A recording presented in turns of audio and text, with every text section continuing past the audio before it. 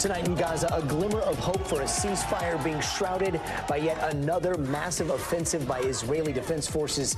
Today, Hamas signaling its openness to a hostage exchange was met with Israel saying a deal is far from done and launching further attacks into the city of Rafah. I'm Gadi Schwartz, and this is Stay Tuned Now.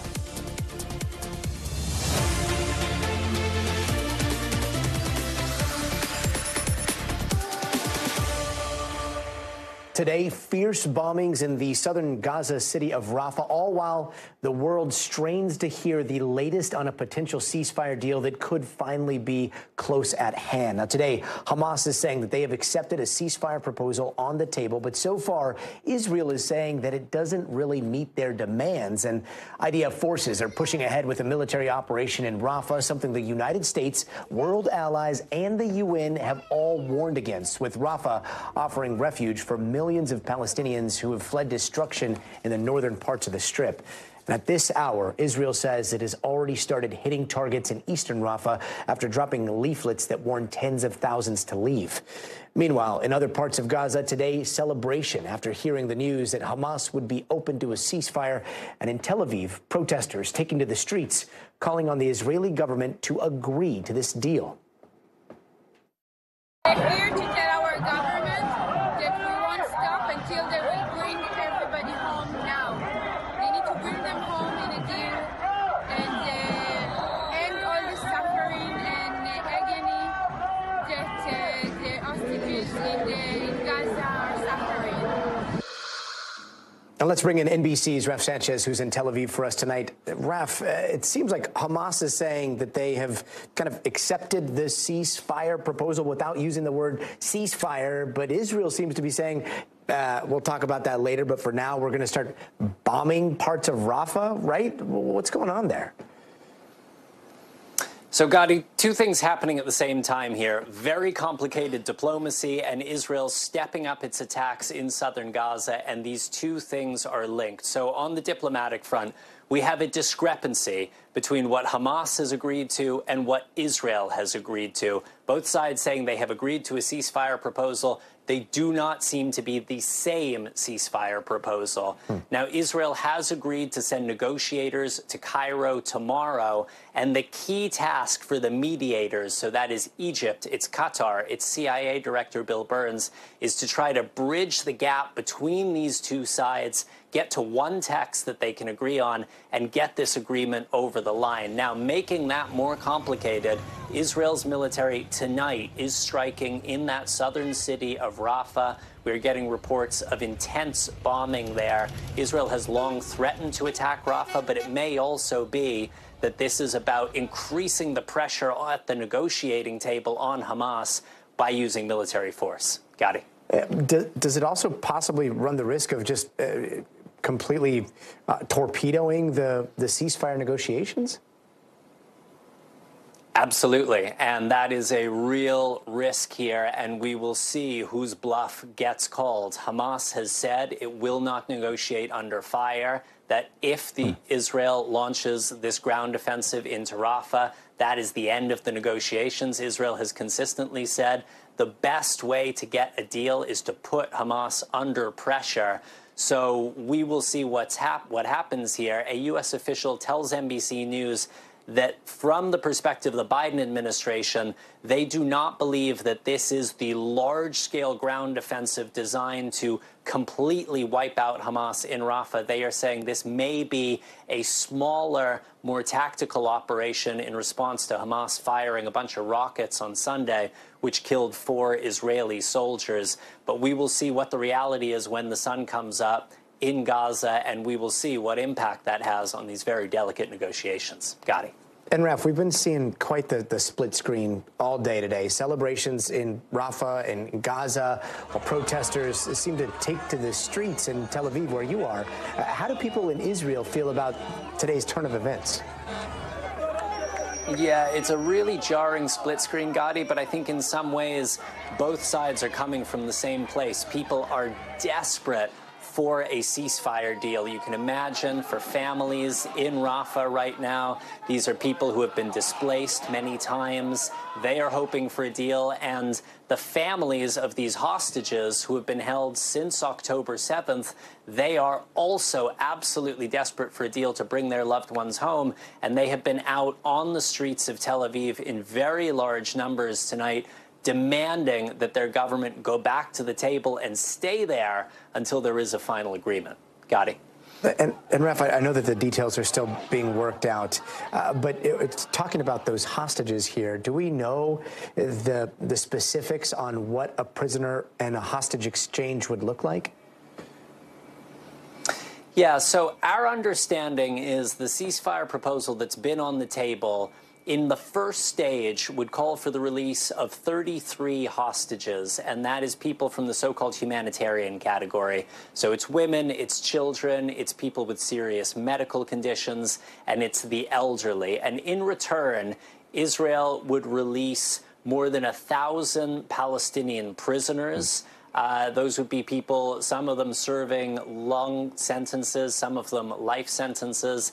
Israel would also allow for Palestinian civilians who have been displaced, at least some of them, to return to their homes in northern Gaza. But, Gadi, the devil is really in the detail here, and it is going to take a lot of hard work at the negotiating table to make sure that the fine print of this agreement, if you will, is something that both Hamas and Israel can agree to. It's something that has happened once before. You'll remember back in November, for a week, hostages came out, the fighting stopped in Gaza, but it has proven much, much more difficult to get this bigger deal in place. Gadi. Let's hope peace is around the corner. Raph Sanchez, thank you so much. And let's now bring in NBC White House correspondent Ali Rafah to get a sense of the White House response to all this. Ali, thanks so much for joining us. Biden has been pushing hard for a ceasefire deal now. So what is the White House's reaction to what we're seeing today? Yeah, Gadi. Well, the White House is being very cautious about what it says about this proposal that Hamas has agreed to. We heard from the National Security Council's John Kirby during today's White House press briefing, and he simply said that the White House is reviewing Hamas's response to this. He said that the White House will be talking with Middle Eastern leaders about it in the coming hours. But he also said that he didn't want to get ahead of any negotiations. He said that these were incredibly critical and sensitive talks, and that he didn't want to jeopardize talking too much about what specifically was included in this proposal. Kirby did say, though, that CIA Director Bill Burns, who played a critical role in the negotiations that led to this proposal in Doha, is currently in Israel trying to get Israel and Hamas to agree to fill this gap that Raph mentioned. And no doubt Burns, while in Israel, will also be urging the Israelis not to go forward with this full-blown ground offensive in Rafah. That is something that the White House for months now has seen as this sort of unofficial deadline to be able to get a hostage deal sealed before any ground offensive in Rafah would begin, and hopefully use that pause in fighting to really lay the groundwork for longer lasting peace talks. And if you'll remember, Gadi, Prime Minister Netanyahu and President Biden have spoken about this many times, most recently this morning on a phone call in which the president, we're told by the White House, again reiterated his position, saying that the U.S. would not support any ground offensive in Rafah without a robust plan to relocate the more than 1 million Palestinians who have been sheltering there. And we heard an update from the State Department today saying, as of today, the U.S. still has not received what it considers a robust and credible plan for that to happen. So, of course, all of this really putting a spotlight on what the U.S., what the president could and should do if Israel does move forward with those Rafah offensive plans. As we heard, the Israeli War Cabinet unanimously vote today to move forward with those plans eventually, Gadi. Ali, meanwhile, the United States has been supplying a lot of support to Israel. Now we're seeing some reports of a stop to some weapons and some weapons transfers. Do you know what's going on there? That's right. We have this confirmed from U.S. officials, but the White House is dodging questions about this. They are not confirming this. They're, again, stressing that this is not representative of a shift in U.S. policy. But we do know that this is the first time the U.S. has done this, even though we know U.S. officials have been considering halting or stopping these weapons shipments to Israel really for months now as part of a pressure campaign to get Prime Minister Netanyahu to change his approach to this ground offensive in Gaza. And we're told from sources familiar with that high stakes call we know Netanyahu and President Biden shared about a month ago that President Biden hinted to Netanyahu that this could be a condition, that the president would consider halting these weapons deliveries, this future U.S. aid to Israel, if Prime Minister Netanyahu didn't do more to protect innocent civilian lives in Gaza. And again, the White House, again, not confirming this, but the timing of this is significant, considering that we are seeing these strikes from the IDF into Rafah. We are seeing the IDF issue these evacuation orders impacting an estimated 100,000 Palestinians in the area of Rafah. So this is largely thought to be sending a message to Israel from the U.S. to not move forward with any large-scale ground offensive. The White House saying tonight that what we are seeing happen in Rafah right now is considered a targeted strike and not that full-blown ground invasion. Gadi. Ali at the White House, thank you. Okay, so if Israel and Hamas end up coming to a ceasefire agreement, what does that mean for all the campus protests here in the United States that we've been seeing? Well, even after it was announced Hamas had agreed to this ceasefire proposal, there was a pretty big pro-Palestinian march that started up in New York City just as the Met Gala was getting underway down the street. One of the groups walked straight towards the Met, where they were met by police barricades there, and all of this coming as more and more universities are rethinking their graduation plans. Earlier today, Columbia University announced it was canceling its main commencement ceremony, and NBC News correspondent Stephen Romo joins us now from New York.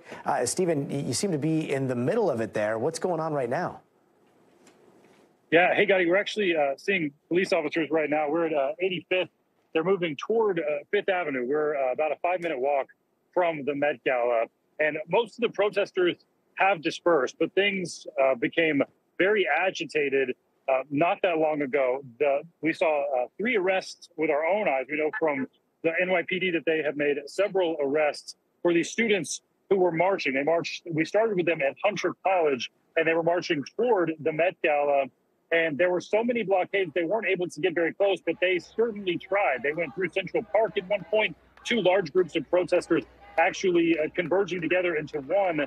And then they took to the streets again, closing some of the streets as they went. That's actually why the NYPD started making arrests, because they were blocking traffic. Now, the protesters, they've cleared the tents, the encampments we've seen at several of these schools. And we saw the operation last week. Of course, you covered live on Stay Tuned Now, them breaking up the on-campus at the administration building. But the protesters' demands have not changed. They're asking for universities to divest. They're also emphasizing that call for a ceasefire, a lot of them expressing disappointment that was not reached today. Yeah, Stephen, so you've been talking to people out there about that ceasefire deal. I mean, all of this coming on the day that we get this big news coming out of Gaza and coming out of Israel. Are people on the protest lines talking a lot about that? Yeah, it was certainly something they were mentioning, and they had signs specifically mentioning the ceasefire as well, saying that is what they have been calling for and that they will continue to call for it. And I overheard them expressing the agitation for it not being accepted today by Israel with the news that Hamas has wanted to reach that ceasefire deal. It is one thing to note, it's very difficult to speak to many of these protesters. They are not wanting to speak to the media for whatever reason. They will defer you to someone in charge of the process. So it's hard to hear directly from them, but we certainly saw signs and heard them talking about it around us, Gadi. And Stephen, we've been talking to some graduates throughout the weeks this year who also missed out on walking the line back in high school because of the pandemic, right? So now we're seeing this, we're seeing cancellations. What are some of the responses that you've been hearing from people? Yeah, a lot of disappointment in that timing with the COVID stopping those high school graduations, and now these the protests, universities calling off these commencement ceremonies. Some of the students are upset, and some of them do blame protesters. But on the other side of that, we've talked to protesters or people who are pro-Palestinian who think that universities are maybe using this to try to be a wedge issue between students and to make the students sort of unhappy with each other, saying that the reason that they were told that there would be these lockdowns on campuses and increased security was so graduations could take place, and now that's not happening, expressing disappointment in that as well, Gadi. Stephen Romo, we really appreciate you being out there for us. Thanks so much, brother. Thanks. And right now, it is not a matter of if, but when dangerous and life-threatening storms will slam into the Midwest and Great Plains. Now, this is the 6th straight week millions have seen severe weather. And this pink area right here that you're seeing across Oklahoma to Kansas, that is a rare level 5 high risk for tornadoes. Now, forecasters are predicting a bunch of EF3 twisters tonight, along with large hail and hurricane force winds up to around 80 miles an hour from northern Texas down to Nebraska. And there has been a handful of tornado reports already, like this one in Smithville, Tennessee. The state is also being hit with hailstorms there, and this comes after days of disastrous flooding in Texas that left entire neighborhoods under feet of water. There were more than 500 rescues and evacuations in the Houston area alone, and rescue crews at times using jet skis to reach people. Texas Governor Greg Abbott confirmed earlier today at least 3 people have been killed, including a 4-year-old boy, Lucas Warren, who died after being swept away by floodwaters in Johnson County. His mom is now left trying to process that loss. Nothing's ever going to bring Lucas back. Nothing's ever going to fill that hole, but if I can have some time to process and not worry about how we're going to keep our house, I know we'll be okay at some point. Such a heartbreaking loss. And NBC News meteorologist Bill Cairns is joining us now. Bill, level 5 is almost as serious as it gets, right? What's the concern over the next few hours? Nighttime tornadoes, Gadi, that are not only just regular tornadoes, but they're strong, violent, we'd call them, and that they're beyond the ground for a long period. So the longer tornadoes on the ground, the better chance it has of hitting something, and that's the concern. And especially when it's dark, you can't see the tornadoes, the storm chasers can't see them as well, and it can catch some people off guard, especially if they're sleeping. So that's the big concern through the overnight hours. Here's a current look. So this is Wichita, Kansas. This is Oklahoma City. This is the target zone that we were concerned with for very strong tornadoes. We've already had 2 tornadoes reported. No damage with those. They were out in open fields. But now we're starting to watch it approaching Interstate 35. So this is one tornado warning here. You can kind of see it. This is the supercell. And this little hook in here is if we get a tornado, this is where it will be. This is a radar indicated. Another one to the south here. This one's really wrapped up. You can almost picture it. Kind of goes like this and a little bit of like a cinnamon bun in here. If there was a tornado, it would be right where my hand is here, just to the north of Hennessy. I'm sure everyone in Hennessy is in their storm shelter. It's underground if possible. Because that tornado is likely just to your north, and then another tornado warning to your south. So this will continue well after midnight, likely until about 2 or 3 in the morning. And this is what we call a PDS, that area of greatest concern, particularly dangerous situation. We only get those when we really expect widespread, large, violent tornadoes. Tornado watch also goes up to the Omaha area. This also some wind damage could be with these storms. And here's kind of the timing of it. As we go throughout the rest of this evening, we'll pause this at 11 p.m. So for Kansas City, around 10 to midnight when the strongest storms go through your area. Tulsa, Oklahoma City, it's going to be a long night. I mean, we're talking about 10 to midnight for you also to watch all of these storms as they roll through. Then the storms finally die off tomorrow morning at sunrise near St. Louis and heading up through central portions of Illinois, Gadi. And we're not done. Tomorrow, severe weather, maybe isolated tornadoes in the Ohio Valley, especially in Ohio. And then Wednesday looks to be a very significant severe weather outbreak over big population centers from Little Rock to St. Louis to Louisville to Indianapolis. About 50 million people at risk on Wednesday. This is a long and dangerous week. Long and dangerous week and filled with all kinds of alerts. So you've got warnings, you've got watches, you've got the PDS, and then this level 5 high risk. Can you break some of that down? And why is level 5 high risk different, and what goes into classifying it as such? So, yeah, the Storm Prediction Center forecasts all the severe weather. They're in Oklahoma and Norman, all the severe weather for the entire country. And they come out with these outlooks every single day to tell us who has a chance for severe weather. And it's a probability forecast. So if I was to take any of my finger and put it on any point on this map, they're making this based on 25 miles from my finger, do they expect severe weather? So if you're in the green, that's just a marginal risk of that happening. If you're in the pink, I can put my finger anywhere in this pink. Within 25 miles of my finger, they're thinking there's a high probability that there's going to either be tornadoes or significant wind damage. So it's all a probability of the concentration and the amount. So if you're in this higher level, this 5, this pink, you have a really good chance of seeing severe weather. Where if you're out here in this green, and tonight, later in Paducah or Nashville or Tupelo, it's very isolated. The odds of getting hit are very slim. So it's more just a probability of your likelihood, Gadi, of what kind of severe weather or how much you'll see near your house. Wow. The more you know. Bill Cairns, thanks so much. And let's bring in NBC News correspondent Sam Brock, who I believe is hunkered down near a garage in Oklahoma City as the storms pass through that area. Sam, what are you seeing? The threat of tornadoes and severe thunderstorms. We know it's ongoing in Oklahoma tonight. What do you see from the rooftop there? So, Gadi, just to jump off exactly from where Bill was just talking about, that entire region that has darker colors, and that includes Oklahoma City here, the southern portion really of that risk zone, north to places like Wichita. Those cities, and Kansas City just beyond that, have hundreds of thousands of people who live in them. Look at your map right now. Wichita Falls, Oklahoma City, Wichita, Kansas City, Springfield, and Omaha. I mean, St. Louis, obviously a little bit farther east. Between 500,000 and 700,000 people in some of those cities, whereas the activity we have seen so far, I'm going to call for right now some of the videos that have come out of the northwest part of Oklahoma, about 90 minutes away. Look at that, Gadi. There's all these towns like Hennessy and Lacey and O'Keene, where we've seen a couple of tornadoes already, that are looking at supercells that have all of the characteristics of a tornado, from robust wall clouds there to the little hooks that Bill was talking about that form into funnel clouds and ultimately touch down on the grounds. People have been watching this develop for hours. The reality, though, is those areas, those population centers, if you want to call it that, are 1,000 people, 300 people on this town, 1,500 over here, a lot of fields, some county roads, but it's moving east. And the projections right now show this particular dry line and all these supercells landing on our doorstep between 10 and 11 o'clock at night.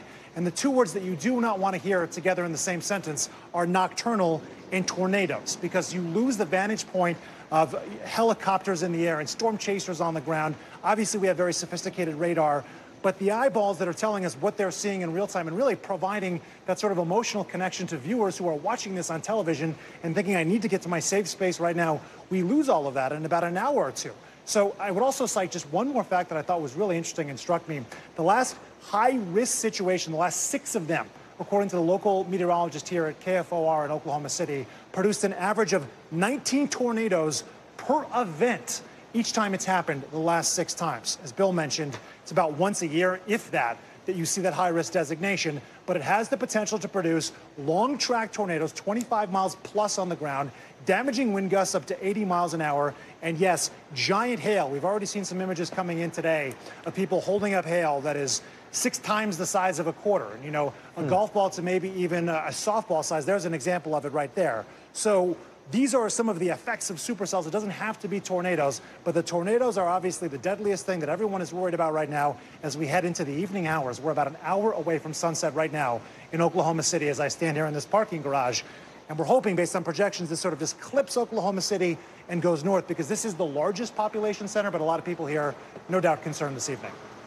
Yeah, I'm looking at this map, and it looks like you are going to get hit extremely hard. And then I'm looking at your live shot, and this is a moment that we should probably clarify to people at home. I know that a lot of times when we're reporting in a similar situation, afterwards you get a bunch of tweets or people posting on X like, no way, he's in a studio, that looks way too perfect, his hair's not blowing when the flags are blowing behind him. But this is something that we do when we're storm chasing. Can you take me through? You're in a parking garage. What's going to happen to you and your crew when this extremely dangerous storm moves through? So we have a plan, by the way. So we're here now, obviously talking to you. Later tonight, we're going to move to our hotel. We made sure to stay in a hotel that has a basement, because when you're looking at what criteria you need, you want to be in the interior. You want to have multiple walls, preferably 4 walls, not close to any sort of windows, but ideally in a basement. So we already have that squared away. We're not going to be outside trying to catch all of this in real time. As far as some of what I've seen people react to the warnings, though, this was sort of evocative. I talked to a mom maybe an hour ago who was here with her 4 kids. She's from Norman, Oklahoma, which is about 25 or 30 minutes south of where I am. Hasn't arrived yet, obviously, and she told me, did I make a mistake by blowing $300 on a hotel room tonight? She has a couple of young kids with her. I said, absolutely not. That's what you need to be doing. She lives in an RV there. An RV, mobile homes, anything like that, Gadi, where there's very little insulation between you and what's going on around you, is just not worth it, even if it's going to cost you a little bit of money. I would also add that you have community shelters that open as well. So we're looking right now to see which counties, what the state is doing to provide housing for those folks who are more vulnerable, more exposed, but under no circumstances should you be out there sort of flapping in the breeze as you have these supercells forming all over the place along a dry line that spans, it's a pretty decent geographic space, including where I'm standing right now. Thinking of you, Sam Brock, tonight, and thinking of that mother that you gave that incredible advice to. We really appreciate you. Be safe tonight. Hey, welcome back. Donald Trump was back in court today, and we're going to have all those details in a minute. But first, here are some of the other headlines we're watching tonight. A U.S. soldier is being detained in Russia right now. He apparently traveled to Russia on his own, where he was apprehended last Thursday.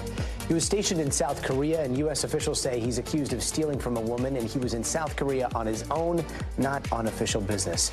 And the FAA is looking into how Boeing inspects its 787 jets. Now, this new investigation into the Dreamliner plane was announced today. It comes after Boeing told the FAA last month that it may not have completed required inspections. Boeing is now re-inspecting all of their 787 planes. And prosecutors in Virginia have withdrawn charges against 5 people in connection with the death of Irvo Otieno. He was a young man pinned to the floor while being admitted to a state psychiatric hospital last year, and the charges were against 5 sheriff's deputies, but now only 3 of them could face charges. And Equinox is launching a $40,000 membership that they say will help you live longer. The fitness chain's new personalized program includes things like sleep coaching and personalized training, and it is now one of the most expensive gym memberships in the world. And Al Capone's famous pistol is up for grabs. That one, the Colt semi-automatic pistol named Sweetheart, will go up for auction on May 18th. Apparently, the pre-auction estimated value is between a whopping $2 to $3 million. And turning now to the Trump case, either shape up or go to jail. That was the stern warning that the judge gave former President Donald Trump earlier today at his hush money trial in New York. And it's all because Trump violated his gag order once again for the 10th time. The judge also fined Trump another $1,000, even while acknowledging that these fines aren't doing anything to stop the billionaire politician from speaking out of turn. The judge went on to say, the last thing I want to do is to put you in jail. There are many reasons why incarceration is truly a last resort for you. But at the end of the day, I have a job to do. For more, let's bring in NBC News correspondent Von Hilliard. Today kicked off the 3rd week of testimony for witnesses brought forward by the prosecution, but also Donald Trump yet again found to have violated the gag order placed on him by Judge Merchan. Tonight, former President Trump facing a new threat of jail time at his hush money trial after his 10th violation of the judge's gag order. He's taken away my constitutional right to speak. The judge directly addressing the possibility of putting Mr. Trump behind bars over future violations. The magnitude of such a decision is not lost on me. You are the former president of the United States and possibly the next president as well. Adding, as much as I do not want to impose a jail sanction, I will, if necessary and appropriate. Frankly, you know what? Our Constitution is much more important than jail. It's not even close. I'll do that sacrifice any day. The judge fining Mr. Trump an additional $1,000 for complaining about the jury in deep blue Manhattan, saying it's 95% Democrat. The judge saying the former president wrongfully called into question the integrity of the jury. Mr. Trump has pleaded not guilty to low-level felony charges for allegedly disguising reimbursements to Michael Cohen for hush money payments to Stormy Daniels as legal expenses in his company's internal business records. If convicted, Mr. Trump could face anywhere from 4 years in prison to just probation. Taking the stand this morning, Jeffrey McConney, who oversaw the Trump Organization's accounting department, the heart of the prosecution's case of falsifying business records. testifying about invoices, describing the reimbursements as legal expenses, saying he was ordered by another Trump Organization executive to reimburse Cohen $420,000 for the $130,000 payment to Stormy Daniels, most from Mr. Trump's personal account. But on cross-examination, McConney said he had not spoken to Mr. Trump directly about the business records. Another Trump Organization employee, Deborah Tarasoff, testifying about Mr. Trump's process of signing checks, including to Cohen, which were shown to the jury, saying if he didn't want to sign it, he didn't sign it. It was signed in Sharpie, and it was black, and that's what he uses. Now, the prosecution indicated today that they still have the number of witnesses to go. About 2 weeks they expect to continue to present their case against the defendant, Donald Trump. At that point, the defense team for Donald Trump will be able to present its own defense. And, of course, the outstanding question of whether the former president himself will take the stand to make his own case under oath. Vaughn Hilliard, thank you. Now let's bring in NBC News legal analyst Angela Sinandella. Angie, thanks so much for joining us. The violation was Trump's 10th. It does not seem to be fazing him at all. In fact, let's take a quick listen. This judge has given me a gag order and said you'll go to jail if you violate it. And frankly, you know what? Our Constitution is much more important than jail. It's not even close. I'll do that sacrifice any day. I'll do that sacrifice any day. So if fines are not working here, this is his 10th warning. What next? So, Gadi, look, if this were you or me as a criminal defendant, we would have been thrown in jail long ago. You literally never see 10 violations and still just fines. But as we know, this is very different. It's very unusual. Everything about this case is. And the judge has to deal with a lot of conflicting concerns, largely the First Amendment concern, not just for the president, former president himself, who's campaigning and his right to talk to the people, but also the right of the public to see their presidential candidate in person. So what's next? I actually think that, like any good parent, at some point, he is going to fulfill his threat. So I think that if Trump really does continue to violate, if there is a real 11th, a 12th that affects the jury, I think he's going to jail, Gadi. I'm going to call it. Now, not necessarily jail for a long time, not necessarily Rikers, but I think at this point, the judge has to do something. The fines are not enough. It is, I mean, okay, so you've got legal advice that's coming to the former president, and then you've got campaign advice that's coming to the former president. And there are a lot of people that say, look, if the former president, Donald Trump, is thrown in jail for something like a contempt of court charge, all of a sudden he gets to use that as his campaign, or at least obviously something to talk about during that campaign. Is there a chance that throwing him in jail is what he wants? Yes, and I am certain that the judge is also aware of this, because the whole point of using jail as a threat is as a deterrent, Gadi. It's saying, look, next time you do this, this is the punishment you're getting.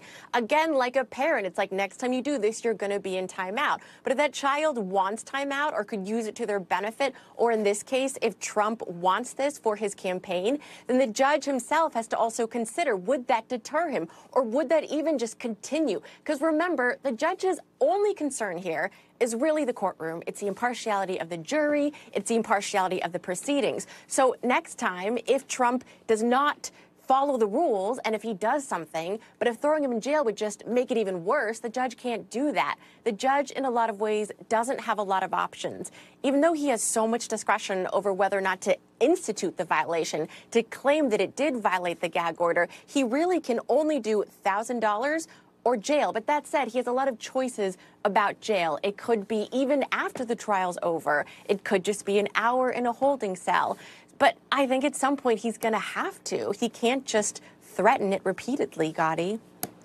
Quite the game of legal chicken. Angela, thanks so much. And coming up, 3 bodies found in Mexico were just identified as those tourists who had gone missing during a surfing trip. We've got those details coming up next. But first, you got to see this. This is an Arizona couple that was cruising down the freeway on their way to a movie premiere when they spotted that slithery nightmare nestled on their windshield where it stayed for that whole entire ride. The couple, they were used to seeing gopher snakes like that one on their horse property, but they say this was the most Arizona thing ever happened to them. Can't agree more. We'll be right back. Hey, welcome back. 3 bodies found 50 feet down a Mexican well have been identified as a group of surfers gone missing. That story is coming up. But first, let's take a quick look around the world. Historic flooding continues to soak Brazil with at least 80 people dead and over 100 missing. Highways and roads are nearly buried under floodwaters and airports are shut down and over 20,000 people are now homeless. After looking at that damage, Brazil's president says the country needs to change its approach to natural disasters. And Panama has a new president. José Raúl Mulino has claimed victory after his rivals conceded yesterday. Now, Mulino replaced former President Ricardo Martinelli as a candidate when he was banned from running after being sentenced to 10 years in prison for money laundering. As president, Mulino will now have to deal with Panama's slowing economy, immigration, and climate change issues affecting transit in the Panama Canal. And French bakers have set a world record for making the longest baguette. Surprisingly, they took the record from Italy, who held it for 5 years. Now, the baguette was 461 feet longer than a football field and was eventually shared with people in the suburbs of Paris. And over 1 million people showed up to a popular Brazil beach to watch Madonna perform her greatest hits. The free show there was a grand finale to the pop superstar's latest world tour that had 80 stops. A 1 million-person concert on a beach. What a way to end a tour. The Mexico police are investigating the disturbing killings of 3 tourists on a surfing trip. Now, family members say the bodies of Australian brothers Jake and Callum Robinson, along with American Carter Road, were found in a well 50 feet deep. Mexican authorities say the men appear to have been shot and killed after someone tried to steal their truck. Now, the friends in Baja California were surfing when their families started to get worried because they hadn't heard from them in a few days, and it set off this search and that gruesome discovery. NBC's Guad Venegas joins us now. Guad, where does the investigation stand at this point?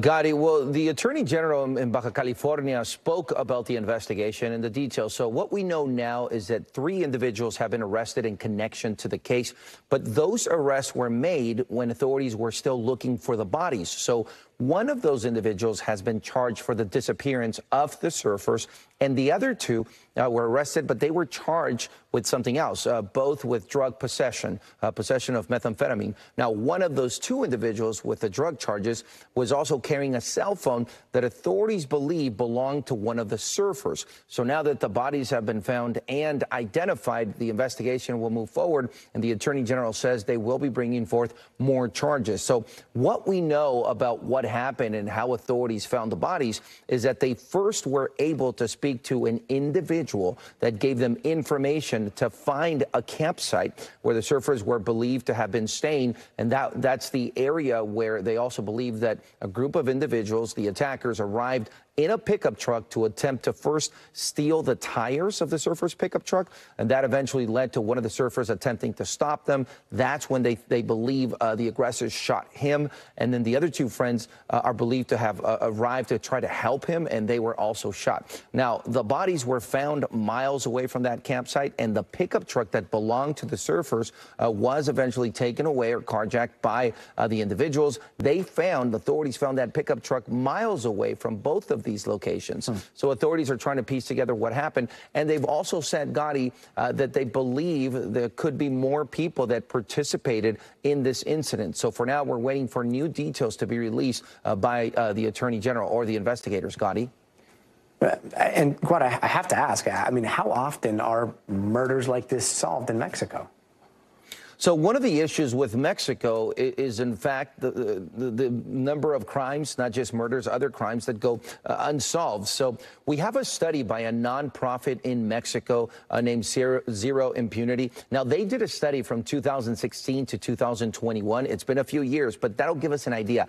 They found that more than 90% of homicides in Mexico went unsolved. And Baja California has a big issue, not just with murders, but all sorts of crime. Now, what we do know is that it appears that whenever the victims are foreigners, like they are in this case, authorities in Mexico move fast. They were able to find the campsite and find the bodies in just a few days. So there's been a lot of criticism in Mexico from the media and from residents towards authorities, asking them to try and solve a lot of the other murders and crimes that are taking place in Baja California where this occurred. Gadi, this is an area that's frequented by tourists. This is an area near Ensenada where a lot of Americans go to visit. A lot of Americans live in that area as well as Rosarito. So it's in the best interest of Mexican authorities to make people feel safe when they do go visit that part of Mexico. Guad Venegas, incredible reporting. Thank you. And still to come, you might have heard about this growing beef between rappers Drake and Kendrick Lamar, which has really escalated very quickly over the weekend. And if you're super lost with what the heck is going on, don't worry. We've got you covered. Stay tuned.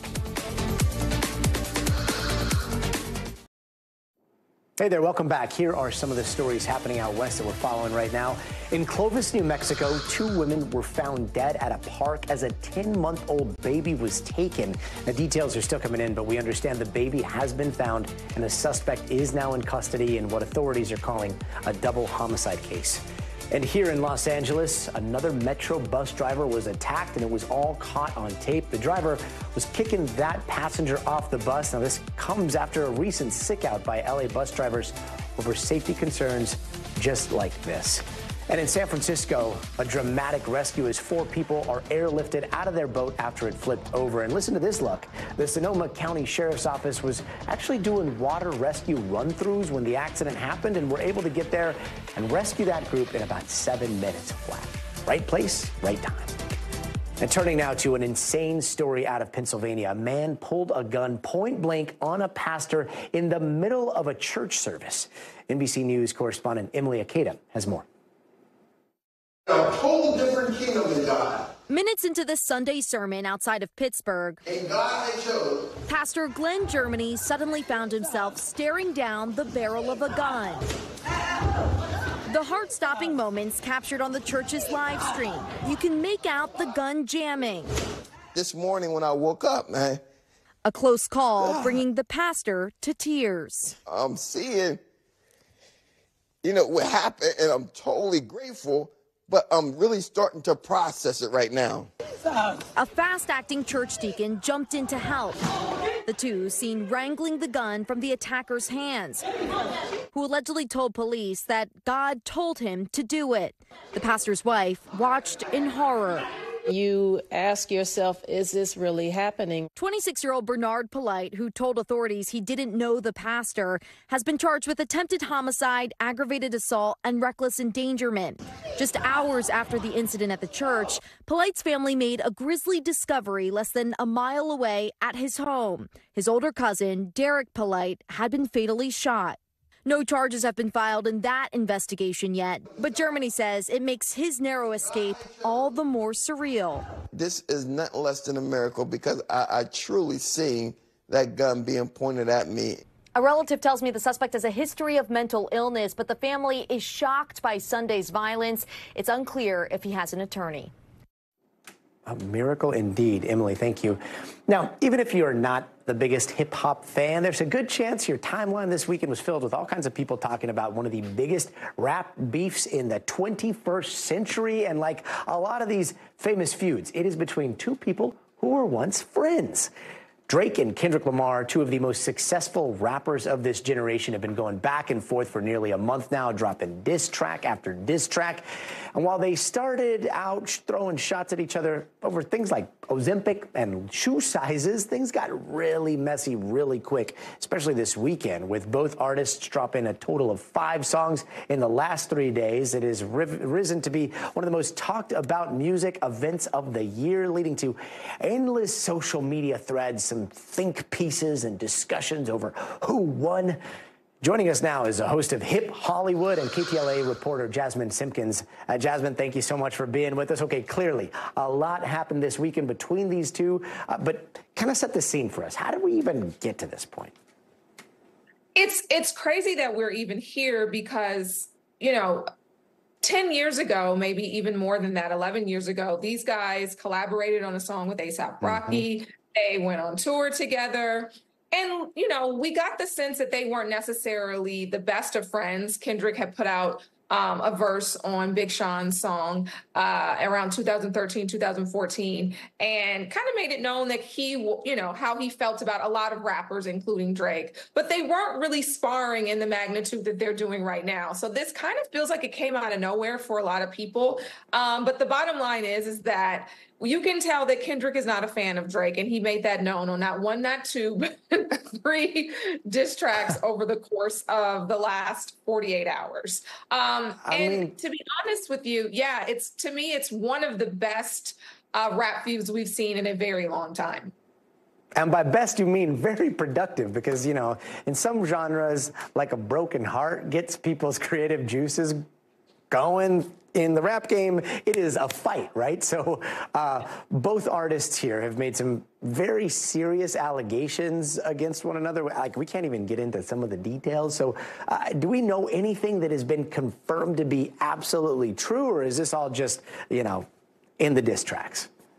Well, funny enough, the one thing that has been confirmed to be true is the fact that Drake slept with Lil Wayne's girlfriend while Wayne was in jail. And that was some news that I had broken 7 years ago during a sit-down interview with Lil Wayne right after he had gotten out of prison, and he wrote a book. I read the book. It was actually very, very good.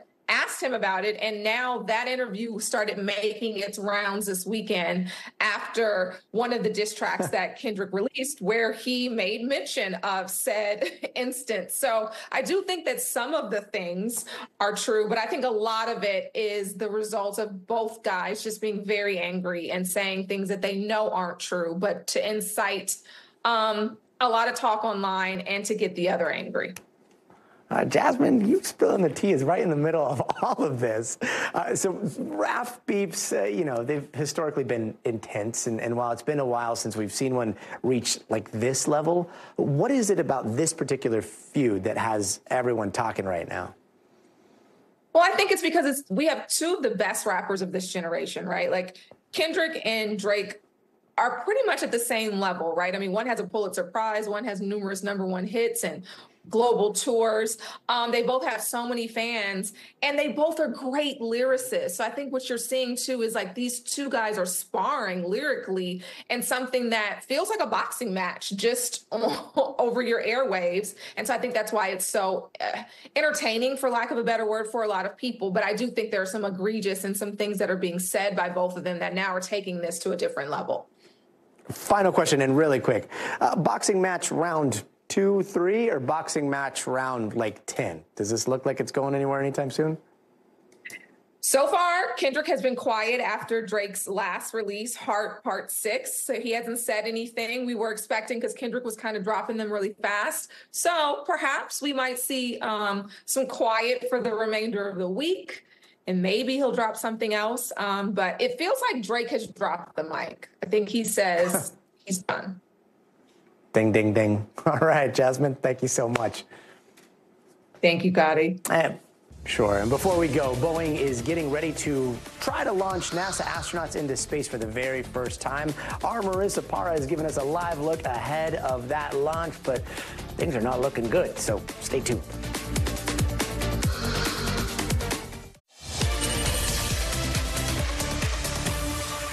And just in tonight, NASA has scrubbed plans to launch Boeing's version of an astronaut taxi into space. NASA just made that call at Cape Canaveral Space Force Station in Florida. There's the launch pad holding the massive Atlas V rocket. Oh, and at the top is Boeing's starliner crew capsule. We're going to have to wait until another try tomorrow.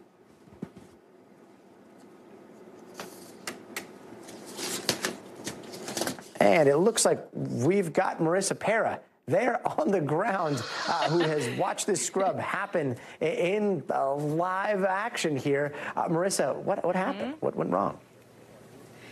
Hey, Gadi. Yeah, so we just got this information a few minutes ago. There was an issue with the oxygen valve on the solid rocket boosters. So out of an abundance of caution, they decided to scrub this. And just for some context for those who maybe don't watch every single space launch that happens, this is fairly common for launches to get scrubbed, mostly because of weather, at least when I've been out here. But this is something that they take very seriously. And so there's also a lot on the line here. And we have talked about this previously. We've been talking about this all day. We've been reporting on this for months, if not years, the things that Boeing has been plagued with. Now, remember, Boeing's commercial aircraft completely separate from their space program, but their space program has also been plagued with issues separately. In 2019, we know that the uncrewed test flight had issues that were so severe with the software that the capsule didn't even make it to the ISS. We know last summer there were issues with flammable tape in the parachutes. But I want to mention that ahead of what we were expecting to see tonight, now hoping to see tomorrow in terms of this launch, Gadi, we've heard astronauts and, of course, the NASA administrator trying to instill confidence. Butch Wilmore, which is one of those two astronauts, had said that they have had their fingerprints on every single procedure that exists for this spacecraft. And NASA Administrator Bill Nelson calling this a clean spaceship and saying they wouldn't put it out there if they didn't feel confident that it is ready. Well, Gadi, as we're seeing tonight, they're taking that very seriously. We talk about not just billions of dollars, public confidence in the Boeing brand, but most importantly, Gadi, these two lives, these two veteran astronauts here. And Marissa, we have to talk about the rivalry with SpaceX. You have two private companies. You've the old school, the new school. Yeah. Boeing is kind of playing catch up here, right? Even though they are the prime, they are the old school, they are the ones that really had a history in this. Yes, and I want to show you, I'm so glad we pulled up, this is an Aviation Week cover from March 29th, 2004. At the bottom, you see David and Goliath.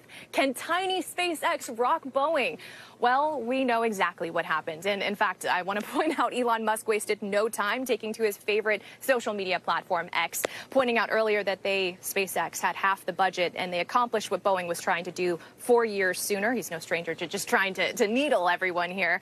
But all of this, if it does go according to plan, and we see tomorrow go successfully, then we would see these taxied flights, if you will, these taxied missions be shared between Boeing and SpaceX. But first, let's see how tomorrow night goes, because that is what they're looking for in terms of what we're hoping to see tonight, Gadi. So we'll be right here. Fingers crossed. Marissa Parra, thanks so much. And that does it for us tonight. I'm Gadi Schwartz. We'll see you here tomorrow. But until then, stay tuned now.